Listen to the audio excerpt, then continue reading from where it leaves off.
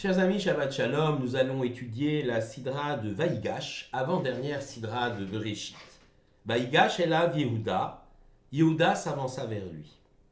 L'épilogue de cette fantastique histoire de Yosef et de ses frères va nous être narré dans notre Sidra. Yehuda est prêt à défendre son petit frère Binyamin, accusé à tort par le vice-roi d'Égypte. Évidemment, ce vice-roi d'Égypte, c'est Yosef. Yehuda l'ignore. Et Yosef, lui, a mis au point une stratégie afin d'éprouver ses frères. Il veut les tester. Eux qui l'ont vendu comme esclave, qui n'ont pas eu pitié de lui, ont-ils évolué?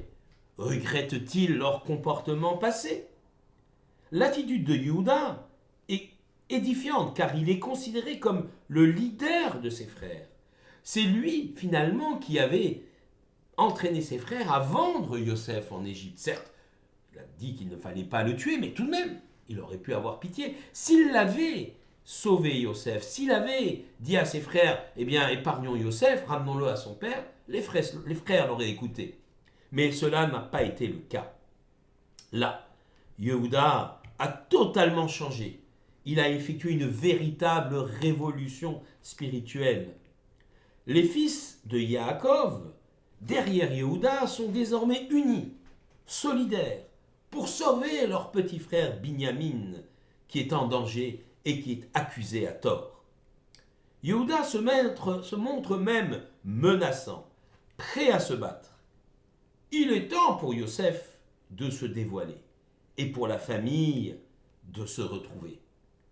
Ce récit est d'une pédagogie extraordinaire et son enseignement à nos enfants les enrichit considérablement. Toutefois, une autre version est possible de la confrontation entre les deux frères.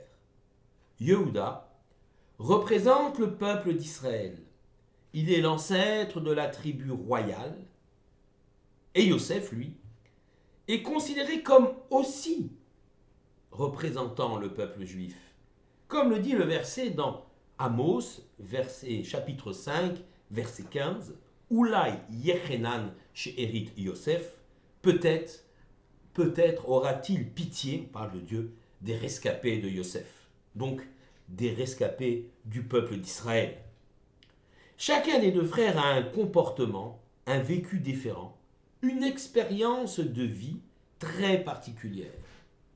Yehuda n'a jamais quitté la terre d'Israël. Il est resté proche de son père et de sa famille. Si ce n'est le court épisode de sa rencontre avec Tamar. Il est destiné à engendrer la tribu royale. Il emporte d'ailleurs tous les attributs. Il s'habille comme un Hébreu. Il vit comme un Hébreu. Son apparence extérieure est en tout point conforme aux aspirations de son âme. Il n'y a pas de différence entre son vécu, son apparence extérieure et son identité intérieure de juif d'hébreu. Il ne dissimule rien. Il est, somme toute, l'idéal à atteindre. Être juif, totalement, intérieurement, extérieurement, en vivant sur sa propre terre, la terre d'Israël. Yosef, bien malgré lui, a été éloigné de sa terre, vendu, humilié. Il s'est retrouvé dans un exil dur et cruel. Les épreuves n'ont pas manqué. Protégé par les enseignements de son père Yaakov, il surmonte toutes les épreuves et se hisse même au sommet de l'État. Il devient vice-roi d'Égypte. Mais il n'en demeure pas moins un juif de la galoute, un juif de l'exil. Son aspect est celui d'un Égyptien, le vice-roi d'Égypte, un des premiers Égyptiens d'ailleurs. Avec tous les attributs du pouvoir, il vit en Égypte, dans un palais somptueux. Il fréquente la cour de Pharaon, parle l'égyptien, s'habille comme un Égyptien. Mais, malgré tout cela, malgré cet aspect extérieur, il reste fidèle à la loi et aux traditions d'Israël. Il respecte le Shabbat. Il mange kasher. Il parvient même à conseiller donc la vie moderne en Égypte. Lui, l'homme de pouvoir, parfaitement intégré dans la société qu'il accueille, il permet donc de lier la vie en Égypte, la vie au sommet de l'État, mais il arrive à concilier cela avec un respect scrupuleux de la loi juive. D'ailleurs, un exemple pour chacun d'entre nous.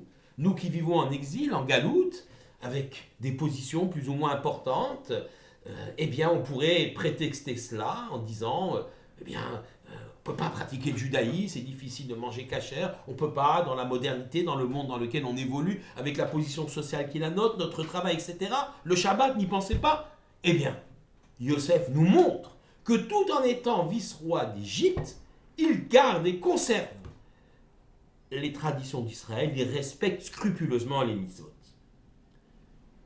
Malgré tout cela, il reste un juif de l'exil. Son apparence ne reflète en rien les aspirations de son âme. Comme pour chacun d'entre nous, juifs de la galoute, outre l'exil physique, nous vivons aussi quelque part un exil spirituel. En effet, la puissance de la Torah, son étude en terre d'Israël est sans commune mesure avec celle que l'on apprend en exil. Les personnages, Yosef et Yehuda, représentent finalement à eux deux l'histoire d'Israël. Certes, l'idéal est de vivre en Israël, mais il existe un temps nécessaire, un passage nécessaire par l'exil. Celui-ci n'est pas souhaité a priori, mais lorsqu'il arrive, parce que le temple a été détruit, parce que Israël a fauté et que les Romains nous ont dispersés à travers le monde, eh bien, il faut tirer de cet exil une vocation positive. L'histoire de la naissance des 12 tribus passe par le creuset obligatoire de l'Égypte et par le rôle fondamental que Yosef va jouer, Yosef Hatzadik, Yosef le juste. Yosef, confronté à toutes les situations et les périls de l'assimilation, résiste grâce à la Torah apprise chez son père. Il nous montre ainsi le chemin à suivre pour éviter les pièges de l'assimilation et de la disparition. L'exil a aussi une vocation positive, car il permet le recueil des sagesses et des sciences des nations, que l'on appelle Nitzotzot HaKodesh, les étincelles de sainteté, dispersées par le Créateur ça et là. Enfin, bien sûr, c'est dans l'épreuve de l'exil que se sont écrites les plus belles pages de la littérature rabbinique. Le Talmud de Babylone, les textes de Rachi ou de Maïmonide et tant d'autres. Des textes sans lesquels le peuple juif ne serait pas ce qu'il est aujourd'hui. L'exil a été le lieu de grande souffrance, de persécution, mais aussi un lieu de création. Mais dans la confrontation de Yehuda et de Yosef, on a ici la rencontre du juif de l'exil et du juif de la terre d'Israël. C'est le même juif, c'est simplement une passation de pouvoir.